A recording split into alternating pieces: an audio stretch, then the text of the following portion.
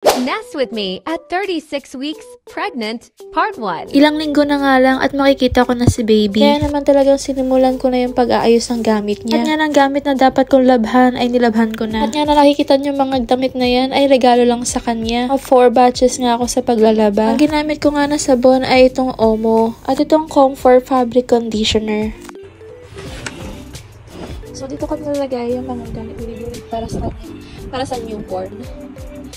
Para si First, hindi na siya mahihirapan kapag maghanap ng mga gamit ni baby. Ito yung mga baru-baruan niya. Tapos ito yung pang picture niya sa kanyang first baby shoot. Ito naman yung mga cup niya. 3 piraso lang ganito kasi for sure hindi naman niya masyadong kakailanganin yan.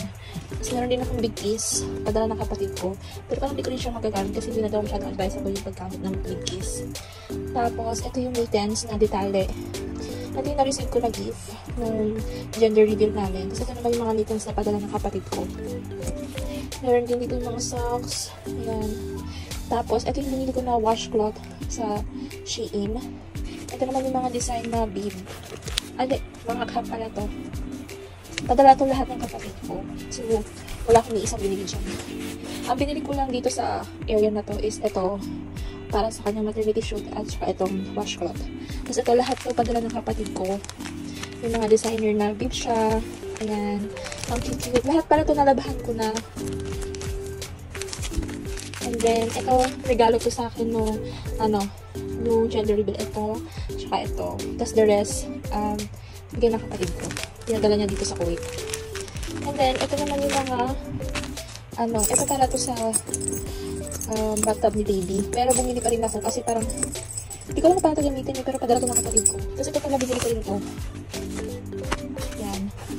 Pero feeling ko magamit siya nito pag malaki na siya. Ito rin padala ng kapatid ko. Kaya lang luman-luma na siya so bumili na ako ng bago. So yan. Ito yung first. Ito yung nasa drawer.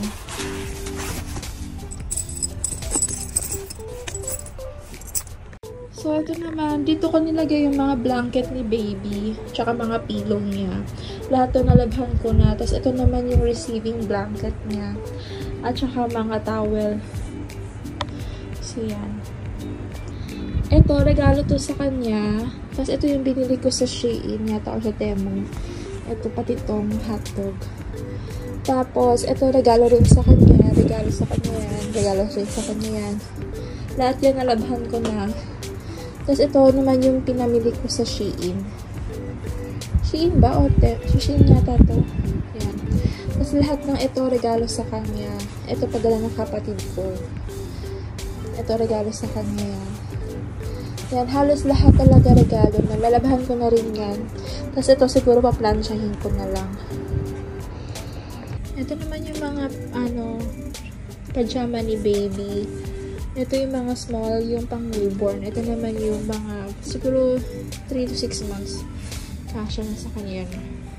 Or mas, more than that. Pero depende. Hindi ko pa siya nalalabelan. So, ganito muna yung pagkakaayos ko sa kanya nung after kong labhan lahat ng damit niya. Instead na bumili kami ng another cabinet para kay Kaden, nagpabili na lang ako ng shelves sa asawa ko. Nagpabili na rin ako sa IKEA ng mga clothes organizer. Maliit lang kasi yung kwarto namin, kaya kung bibili pa kami ng another cabinet, wala na talaga kaming space. Bago ko nga siya i-arrange, naglagay muna ako ng mga label sa bawat clothes organizer. Para hindi na rin mahirapan si Ferds kapag mag-a-arrange siya ng mga damit ni Kaden. Ayoko rin talaga kasi yung pakalat-kalat yung mga damit at hindi organized. At since maliit lang naman yung mga damit ni baby, kasyang-kasya talaga ito sa clothes organizer na nabili niya. Medyo natagalan lang talaga ako sa pagtitiklop at pag-a-arrange kasi sobrang dami niya talagang damit. After ko nga ilagay dito, sinanitize ko muna yung mga shelves.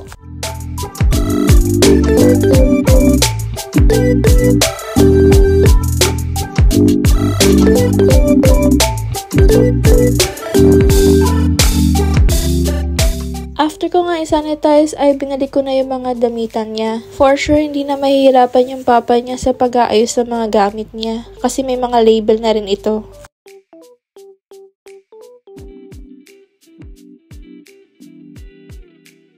Sa second layer nga, doon ko na nilagay yung blankets at towels niya. Doon ko na rin nilagay yung mga bags niya. Ready na rin pala yung mga dadalhin ko sa hospital just in case na mga naknako. Wait nyo na lang yung vlog ko about sa aking hospital bag. Itong carrier niya ay regalo lang din sa kanya ng aking kapatid. Kasama na rin itong walking assistant. Alaba ko nga lang din yan at natuyo agad. Ito naman yung mga trolley accessories niya. Nalabhan ko na nga rin yan. Ito naman yung gamit niya sa pagpapaligo.